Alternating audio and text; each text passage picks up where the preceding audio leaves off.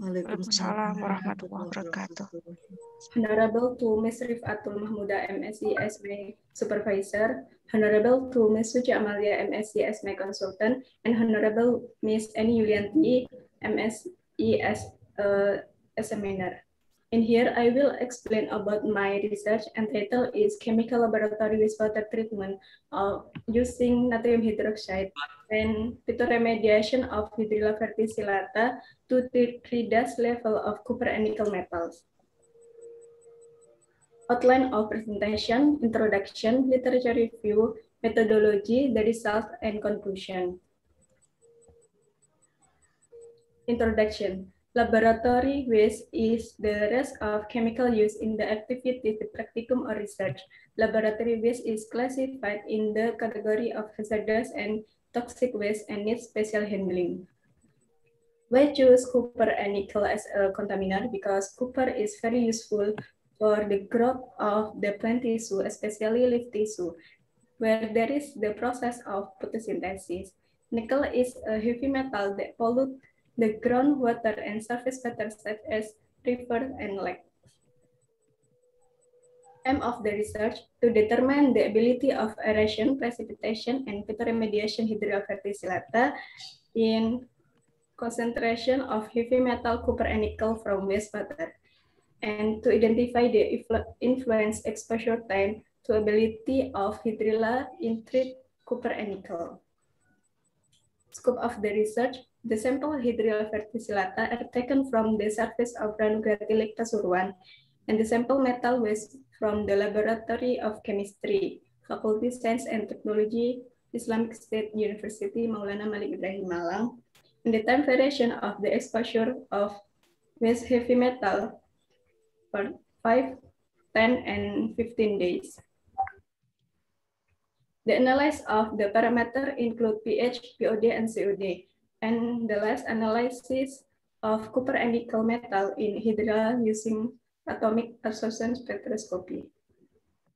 Literature review, phytoremediation is a technique restoration of contaminated plant using plant that is used to absorb heavy metal in the tissue cell. The advantage of phytoremediation are simple method, cost-effective, and efficient. Hydrilla verticillata is a type of water plant that have rhizome are yellowish-white, growing on the sediment underwater to a depth of 2 meters. The content of Hydrilla verticillata can see on this slide. Why using Hydrilla verticillata? Because Hydrilla verticillata grow very much on Ranograti Lake, and Hydrilla has ability to tolerate low lake level, and the benefit of Hydrilla verticillata can absorb metal waste. There are two of treatment of metal waste. First, aeration and precipitation. Aeration is addition oxygen to metal waste using aerator for aeration, and precipitation is reacting the waste with chemical precipitating using natrium hydroxide. Methodology, time on July until August 2020, place analytical laboratory. Tools and material can see on this slide. Step of the research, sampling planes, acclimatization of plane sample, parameter analysis of POD, COD, and pH level in laboratory, preparation of solution laboratory wastewater using natrium hydroxide. The exposure of sample plane with metal waste, analysis of metal content of copper and nickel, and the last analysis data. Sampling plane, Hydrilla verticillata taken 2 kg on Ranograti Lake Pasuruan and then put in a plastic. Acclimatization of plant sample, put Hydrilla in a tube containing 10 liters of distilled water, and then pour for 5 days. BOD and COD analysis was carried out in environmental laboratory at PGT1 Malang.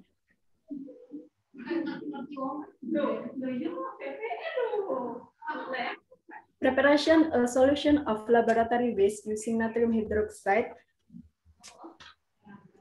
Laboratory waste take and add beker glass 2 liters and then add natrium hydroxide until pH neutral and wait for 24 hours. The exposure of the sample plane with heavy metal, 20 grams hydrilla, and then prepare wash. It is put into a glass container, and then hydrilla was exposed to waste on 5, 10 until 15 days.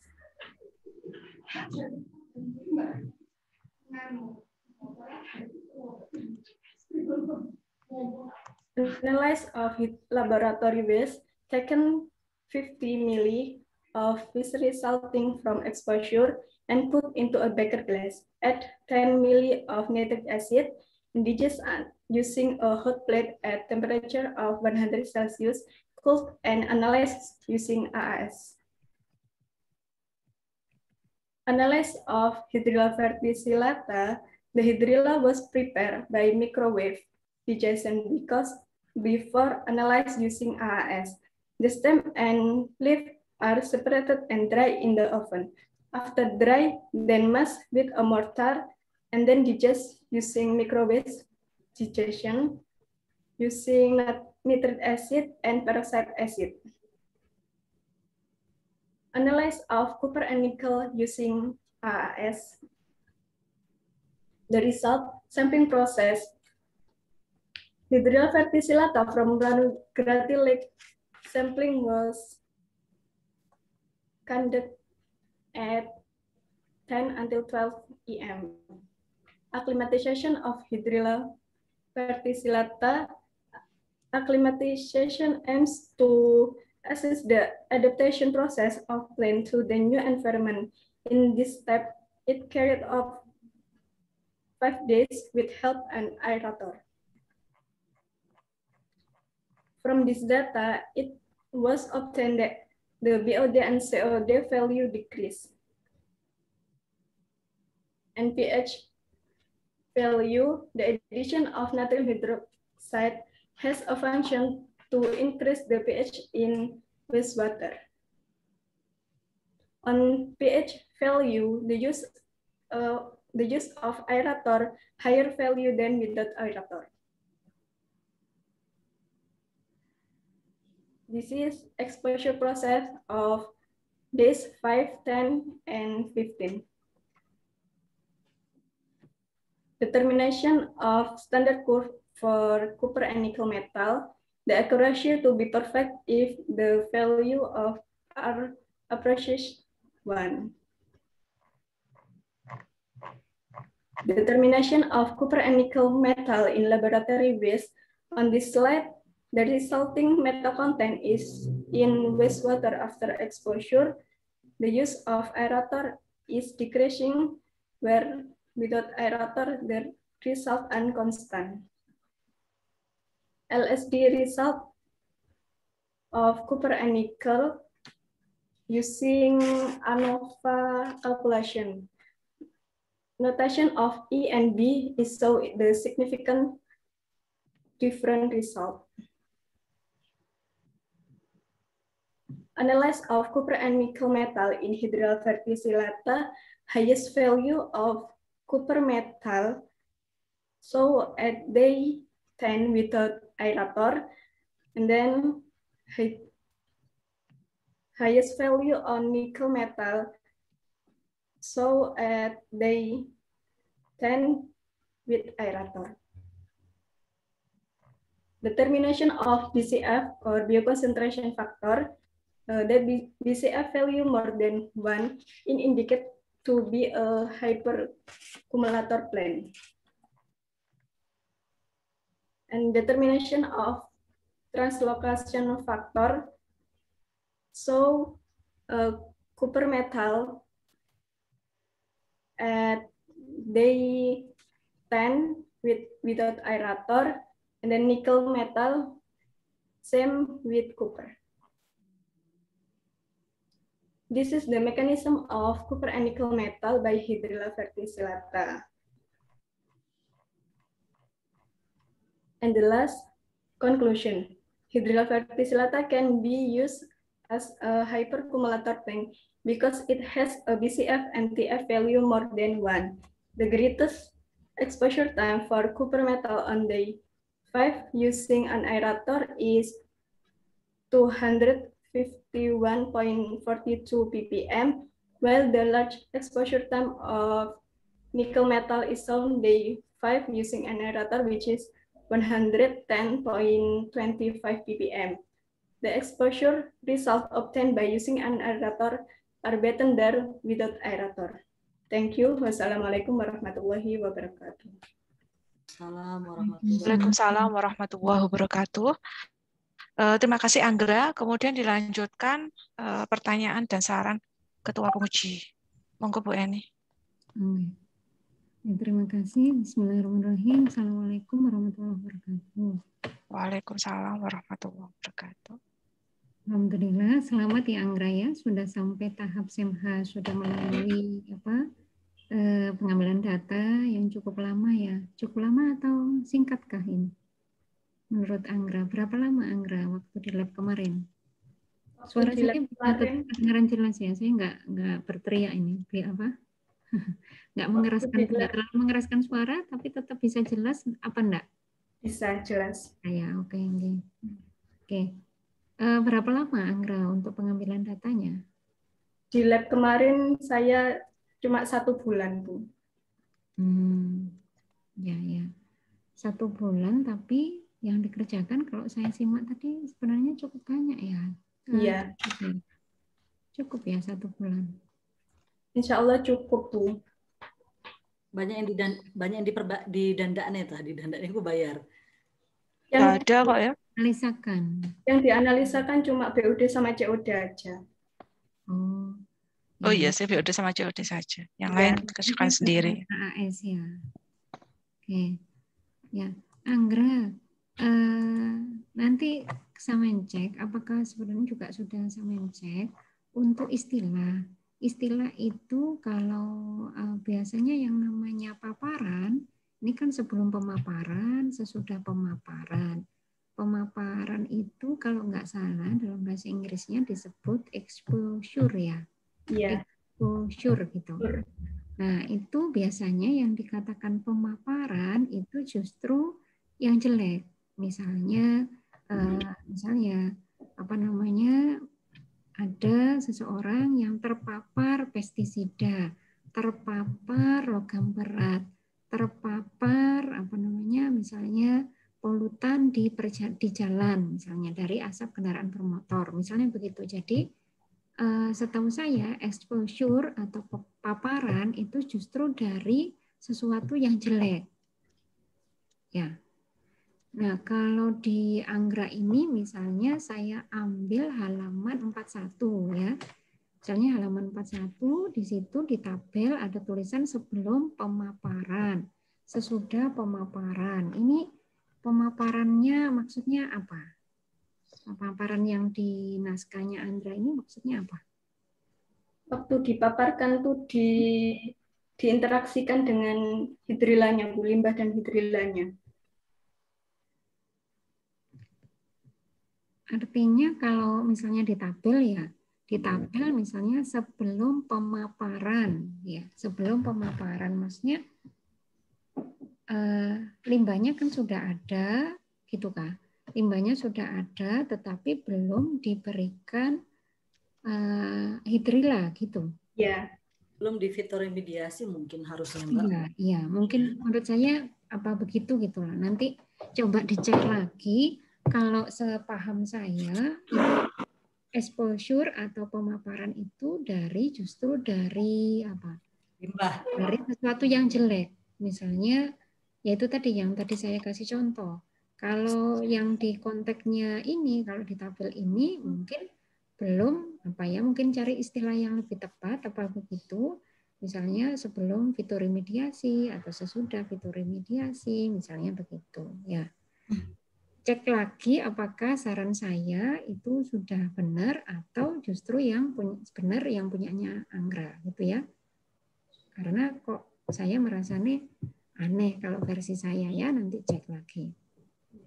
Itu yang istilah sebelum pemaparan dan sesudah pemaparan itu istilah itu menurut saya kurang tepat.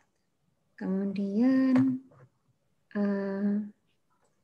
jadi kalau pada saat ini yang dikasih pada saat nomor 1, nomor 2 ini yang di halaman 41 itu tanpa aerasi, begitu. Pakai aerasi. Pakai aerasi. Okay. Pakai aerasi, tapi faktor koreksi dari aerasi saja ada enggak? Maksudnya kalau tadi kan ada di logam, itu saya lihat ada yang aerasi sendirian, ada yang aerasi plus hidrila, atau bagaimana? Aerasi plus hidrila, terus satunya hidrila saja, yang aerasi saja nggak ada ya? Yang aerasi saja enggak ada, Bu. Ini pakai yang aerasi plus hidrilanya yang sesudahnya itu. Oh, ya. Gini, kalau pengalaman saya, aerasi itu memberikan kontribusi cukup besar. Yeah. Cukup besar dan sangat besar.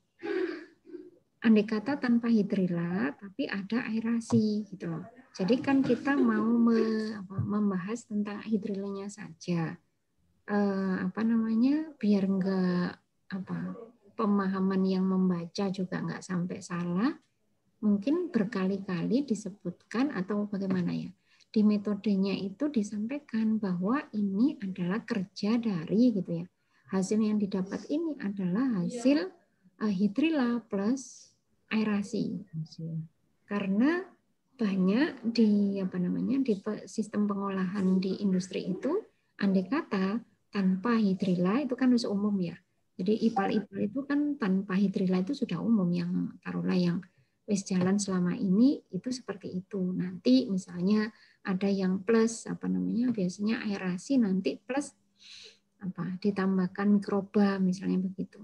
Jadi aerasi sendirian itu akan memberikan pengaruh yang signifikan sekali untuk meningkatkan kualitas air.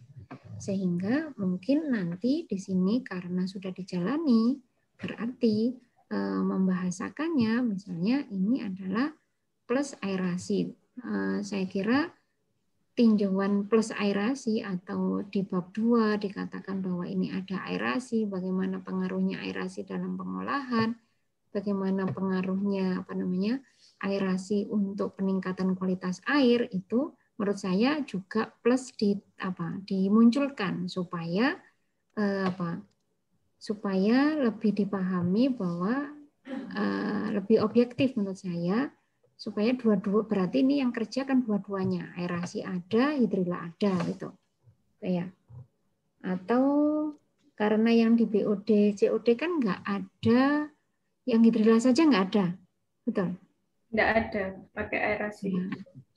Ya kan langsung aerasi plus hidrila kan gitu ya. Kalau yang tadi yang di logam masih memungkinkan aerasi dan hidrila, satunya tanpa aerasi. Nanti itu bisa memberikan poin di bagian aerasinya. Ya, artinya plus aerasi, satunya hidrila saja. Nanti itu bisa kemudian dipakai, ini aerasi dan hidrila hasilnya kayak gini. Kalau hidrila saja kayak gini, maka nanti kerja aerasi di bagian mana ya, atau kerja hidrila seberapa ya, misalnya gitu kita bisa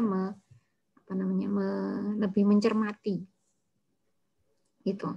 Oke, jadi kalau di sini memang nggak ada, ya sudah, nanti itu tadi masukan saya, aerasi diberikan wacana juga dari awal tentang aerasi, tinjauan tentang aerasi gitu. Kemudian dari hasil uji. Oke, yang BOD COD. Ini sampelnya sudah sampel limbah apa bukan untuk halaman 41? Limbah. Sampel limbah. Iya. Nah, kalau dia sampel limbah berarti nanti sampean bisa sudah ada kaitannya nggak di belakang nanti bahwa ini data BOD, COD, kemudian data AAS mau diberikan apa namanya kesinambungan, ada hubungannya enggak data ini sudah ada begitu belum? Kalau yang sama BOD, COD belum, Bu. Maksudnya dihubungkan penjelasan logam dihubungkan Penjelasan. dengan kandungan BOD, COD gitu, toh, Bu? Maksudnya data itu kan harapannya kita ketika dapat data dengan lebih dari satu parameter, kudune API kalau saling berhubungan. Misalnya artinya tidak berbanding terbalik gitu loh. BOD ini ngomong ini, ngomong AAC, kudune yang ngomongnya senada gitu, sejalan. Ada yang bisa kita tarik benang merahnya gitu loh. Dari Datanya data, bagaimana punya Anggra? Ya. Datanya Anggra bagaimana datamu Anggra? Yang BOD sama COD-nya turun dari limbah murninya. Rata-rata yang di analisis logamnya juga turun, Bu. Ya, misalnya sampean bisa memberikan masalahnya ini satu parameter aja kan ya, siapa namanya Anggra? Artinya tidak bisa nanti dicari benang merahnya itu loh, Bu. Misalnya BOD untuk yang sekian pemaparan ppm, sekian pemaparan. Iya, soalnya BOD COD-nya kan ini hanya satu kali saja, bukan tiap Dan kali istilahnya treatment ada waktu sampel. juga, misalnya 5 hari, 10 hari, apakah ada trennya? Nah ini rada repot. Nah, maksud saya, meskipun tidak seperti itu, ini kan hasil pada BOD COD ini kan bagus, gitu kan Bu? Ya. Artinya kan sesuai dengan harapan. Pada kondisi yang menurunkan konsentrasi limbah kan juga sejalan, sesuai harapan juga maksud saya. Iya kan? Betul. Nah, kalau misalnya seperti itu, maka kan dari pengertiannya sendiri BOD itu apa, COD itu apa, berarti kan nggak ada yang pertentangan. Dari data BOD, data COD, kemudian dari data logam kan berarti nggak ada pertentangan. Kalau nggak ada pertentangan kan kalau diuraikan dari pengertiannya BOD itu berarti ngukur apa sih? COD itu nggak berarti ngukur apa sih? Nah itu kemudian diberikan, kayak misalnya COD berarti kan chemical oxygen demand, berarti di situ ada konsentrasi apa yang butuh diuraikan, yang membutuhkan oksigen, dan itu ketika itu sejalan kan bisa dikaitkan menurut saya. Justru ini apik karena ini datanya bagus menurut saya kan karena sesuai dengan harapan saya. Aduh rame.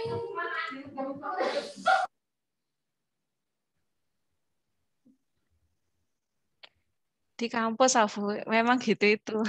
Lek nang kampus arepe ngajar, arepe nguji, lek ngomong. Lek ora